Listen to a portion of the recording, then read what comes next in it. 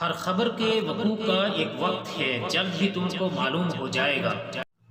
بسم اللہ الرحمن الرحیم۔ السلام علیکم ورحمۃ اللہ وبرکاتہ۔ آپ دیکھ رہے ہیں یوٹیوب چینل حسن خورشید اوان اور میں خورشید احمد ہوں۔ آئیے قرآن پڑھنے کے سلسلے میں ہمارا آج کا درس ہے سورۃ الانعام کی آیت نمبر 61 سے لے کر آیت نمبر 70 تک۔ یہ 7واں پارہ ہے اور اس پارے کے حساب سے یہ اس پارے کا 14واں رکوع ہے اور سورۃ الانعام کا یہ 8واں رکوع ہے۔ رب اشرح لی صدری ویسر لی امری واحلل عقدۃ من لسانی یفقہوا قولی رب زدنی علما رب زدنی علما رب زدنی علما۔ اعوذ باللہ من الشیطان الرجیم، بسم اللہ الرحمن الرحیم۔ وَهُوَ الْقَاهِرُ فَوْقَ عِبَادِهِ وَيُرْسِلُ عَلَيْكُمْ حَفَظًا حَتَّى إِذَا جَاءَ أَحَدَكُمُ الْمَوْتُ توفته رسلنا وهم لا يفرطون۔ اور وہی اپنے بندے کے اوپر غالب ہے، برتر ہے اور تم پر نگہداشت رکھنے والا بیچتا ہے، یہاں تک کہ جب تم میں سے کسی کی موت آ پہنچتی ہے، اس کی روح ہمارے بھیجے ہوئے فرشتے قبض کر لیتے ہیں اور وہ ذرا کوتاہی نہیں کرتے۔ یعنی اپنے اس مفروضہ کام میں جو انہیں کام سپرد کیا جاتا ہے اور روح کی حفاظت میں بالکل وہ فرشتہ مرنے والا اگر نیک ہوتا ہے تو اس کی روح علیین میں اور اگر بد ہے تو سجین میں بھیج دیتا ہے۔ ثم ردوا الی اللہ مولاہم الحق الا لہ الحکم وہو اسرع الحاسبین۔ پھر سب اپنے مالک حقیقی کے پاس لائے جائیں گے، خوب سن لو فیصلہ اللہ ہی کا ہوگا اور وہ بہت جلد حساب لینے والا ہے، بہت جلد حساب لے گا۔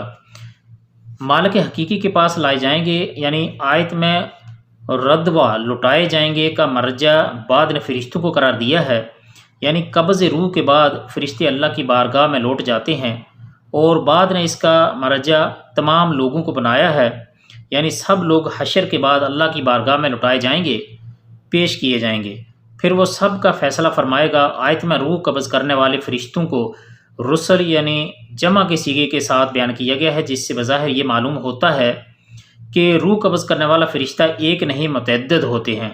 اس کی تشریح بعد مفسرین نے اس طرح کی ہے کہ قرآن مجید میں روح قبض کرنے کی نسبت اللہ کی طرف بھی ہے۔ اللہ یتوفی الانفس حین موتہا، اللہ لوگوں کے مرنے کے وقت ان کی روحیں قبض کر لیتا ہے، اور اس کی نسبت ایک فرشتہ ملک الموت کی طرف بھی کی گئی ہے۔ قل وفیکم ملک الموت الذی وکل بکم، کہہ دو تمہاری روحیں وہ فرشتہ موت قبض کرتا ہے جو تمہارے لیے مقرر کیا گیا ہے، اور اس کی نسبت متعدد فرشتوں کی طرف بھی کی گئی ہے جیسا کہ اس مقام پر ہے، اور اس طرح سورہ نساء آیت نمبر 97 اور الانعام آیت نمبر 93 میں بھی ہے۔ اس لیے اللہ تعالیٰ کی طرف اس کی نسبت اس لحاظ سے ہے کہ وہی اصل امر یعنی حکم دینے والا بلکہ فاعل حقیقی ہے۔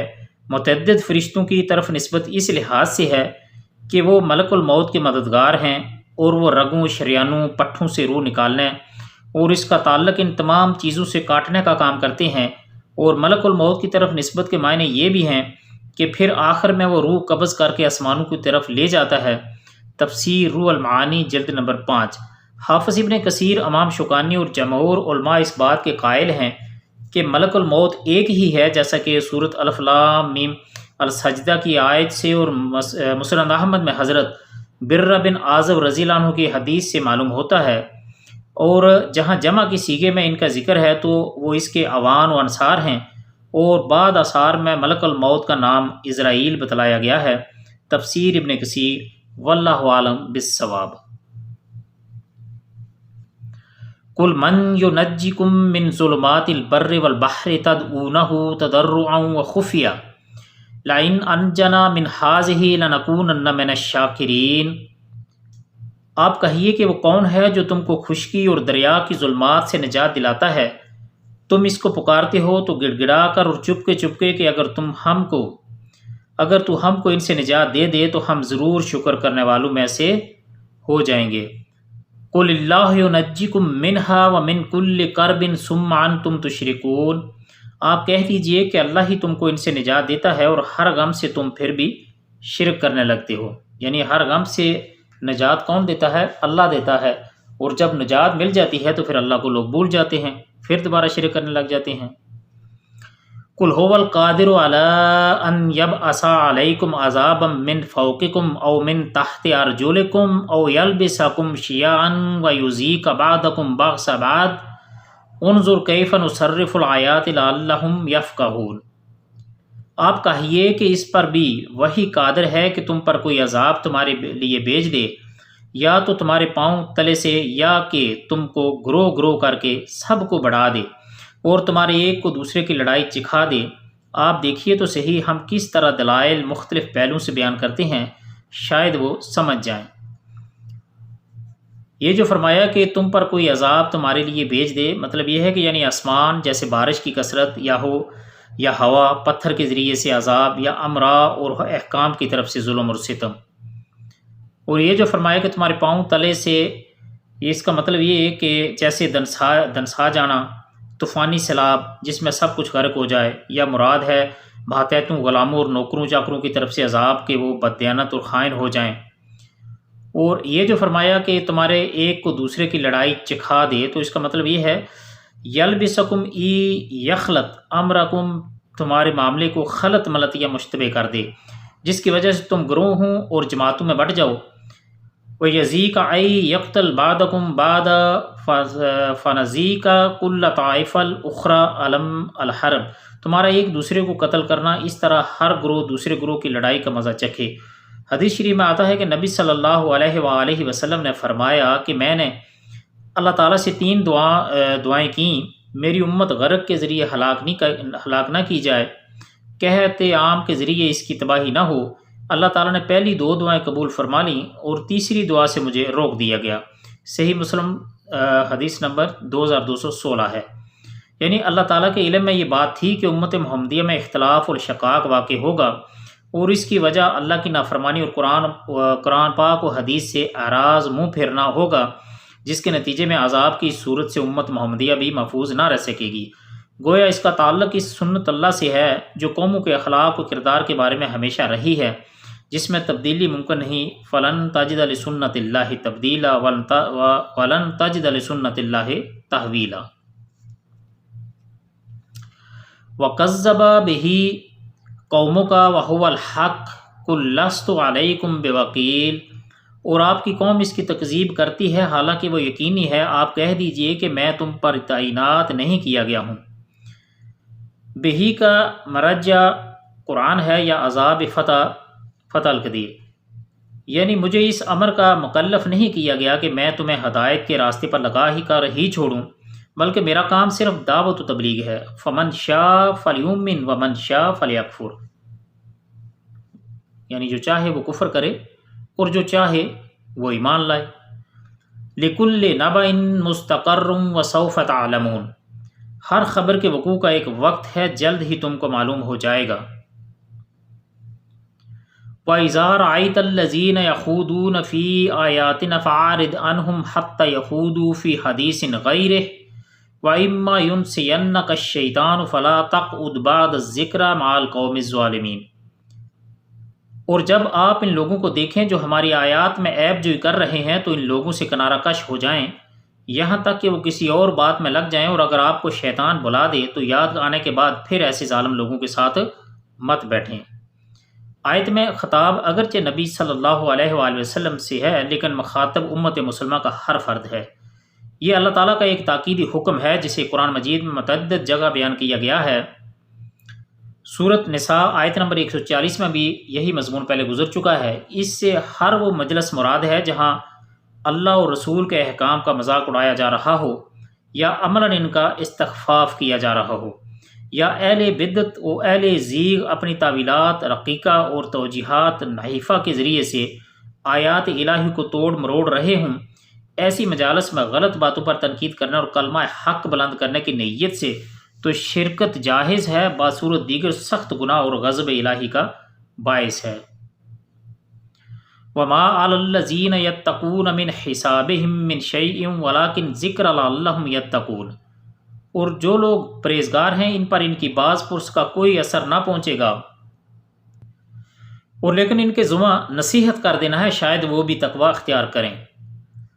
بعض پرس کا کوئی اثر نہ پہنچے کا مطلب من حسابہم کا تعلق آیات الہی کا استہزاء جھٹلانے کرنے والوں سے ہے، یعنی وہ لوگ جو ایسی مجالس سے اجتناب کریں گے کہ اللہ کا جو گناہ استہزاء کرنے والوں کو ملے گا وہ اس گناہ سے محفوظ رہیں گے۔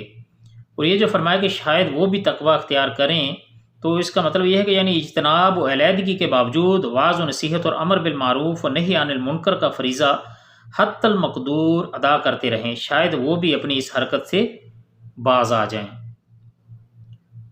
وَذَرِ الَّذِينَ اتَّخَذُوا دِينَهُمْ لَعِبًا وَلَهْوًا وَغَرَّتْهُمُ الْحَيَاةُ الدُّنْيَا وَذَكِّرْ بِهِ أَن تُبْصَلَ نَفْسٌ بِمَا كَسَبَتْ لَيْسَ لَهَا مِن دُونِ اللَّهِ وَلِيٌّ وَلَا شَفِيعٌ وَإِن تَعْدِلْ كُلَّ عَدْلٍ لَا يُؤْخَذْ مِنْهَا أُولَئِكَ الَّذِينَ أُبْسِلُوا بِمَا كَسَبُوا لَهُمْ شَرَابٌ مِّنْ حَمِيمٍ وَعَذَابٌ أَلِيمٌ بِمَا كَانُوا يَكْفُرُونَ۔ اور ایسے لوگوں سے بالکل کنارہ کش رہیں جنہوں نے اپنے دین کو کھیل تماشا بنا رکھا ہے اور دنیوی زندگی نے انہیں دھوکہ میں ڈال رکھا ہے، اور اس قرآن کے ذریعے سے نصیحت بھی کرتے ہیں تاکہ کوئی شخص اپنے کردار میں اس طرح پھنس نہ جائے کہ کوئی غیر اللہ اس کا نہ مددگار ہو اور نہ سفارشی، اور یہ کیفیت ہو کہ اگر دنیا بھر کا معاوضہ بھی دے ڈالے تب بھی اس سے نہ لیا جائے۔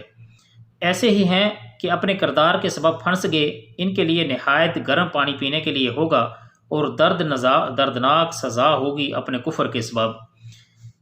اللہ تعالی ہم سب کو اس سے محفوظ رکھے۔ اللہ تعالی ہمارا خاتمہ ایمان پر فرمائے اور ہمیں جینا، ہماری زندگی ایمان پر ہو اور خاتمہ بھی خیر پر، ایمان پر ہو۔ اور یہ جو فرمایا اللہ سبحانہ تعالیٰ نے کہ اپنے کردار میں اس طرح پھنس نہ جائے، تو اس کا مطلب یہ ہے کہ تبصل لیلا تبصل بسل کے اصل معنی تو منع کے ہیں، اسی سے ہے شجاع باسل، لیکن یہاں اس کے مختلف معنی کیے گئے ہیں۔ تسلم و سونپ دیے جائیں، تفدع و رسوا کر دیا جائے، تخذ و مواخذہ کیا جائے، تجازی بدلہ دیا جائے۔ امام ابن کثیر فرماتے ہیں کہ سب کے معنی قریب قریب ہیں۔ خلاصہ یہ ہے کہ امام ابن کثیر فرماتے ہیں کہ انہیں اس قرآن کے ذریعے نصیحت کریں، کہیں ایسا نہ ہو کہ نفس کو جو اس نے کمایا اس کے بدلے ہلاکت کے سپرد کر دیا جائے، یا رسوائی اس کا مقدر بن جائے، یا وہ مواخذہ اور مجازات کی گرفت میں آ جائے۔ ان تمام مفہوم کو فاضل مترجم نے پھنس نہ جائے سے تعبیر کیا ہے، یعنی جس صاحب نے یہ ترجمہ کیا ہے تو انہوں نے اس کو پھنس نہ جائے ترجمہ کیا ہے، سارے الفاظ کو لے کر پھر ایک ترجمہ جو بالکل مناسب معلوم ہوتا ہے۔ تو یہ جو فرمایا کہ یہ کیفیت ہو کہ اگر دنیا بھر کا معاوضہ بھی دے ڈالے تب بھی اس سے نہ لیا جائے، تو اس کا مطلب یہ ہے کہ دنیا میں انسان عام طور پر کسی دوست کی مدد یا کسی کی سفارش سے مالی معاوضہ دے کر چھوٹ جاتا ہے، لیکن آخرت یہ تینوں ذریعے کام نہیں آئیں گے، یہ تینوں ذریعے کام نہیں آئیں گے۔ وہاں کافروں کا کوئی دوست نہ ہوگا جو انہیں اللہ کی گرفت سے بچا لے، نہ کوئی سفارشی ہوگا جو عذاب الہی سے نجات دلا دے، اور نہ کسی کے پاس معاوضہ ہوگا، اگر بالفرض محال ہو بھی تو قبول نہیں کیا جائے گا، وہ دے کر چھوٹ جائے۔ یہ مضمون قرآن مجید میں متعدد مقامات پر بیان ہوا ہے۔ محترم ناظرین، یہ تھا ہمارا آج کا درس۔ امید ہے آپ کو یہ ویڈیو، یہ سبق اچھا لگے گا، اور اگر آپ کو ویڈیو پسند آئے تو صدقہ جاریہ سمجھ کر لائک، شیئر اور کمنٹ ضرور کیجیے گا، اور اگر آپ پہلی بار میرے چینل پر تشریف لائے ہیں تو چینل کو سبسکرائب کر لیجیے اور گھنٹی کے بٹن کو دبا کر آل پر ضرور کلک کر لیجیے تاکہ ہر آنے والی ویڈیو آپ تک بر وقت پہنچتی رہے۔ آپ سب کے قیمتی وقت کا بہت بہت شکریہ۔ اللہ تعالیٰ سے دعا ہے کہ اللہ تعالیٰ ہم سب کو قرآن پر عمل کرنے، اس کو صحیح سمجھ کر پڑھنے کی توفیق عطا فرمائے۔ آپ سب کا قیمتی وقت کا بہت بہت شکریہ۔ اللہ حافظ، ملتے ہیں انشاءاللہ اگلی ایک ویڈیو میں، تب تک کے لیے فی امان اللہ۔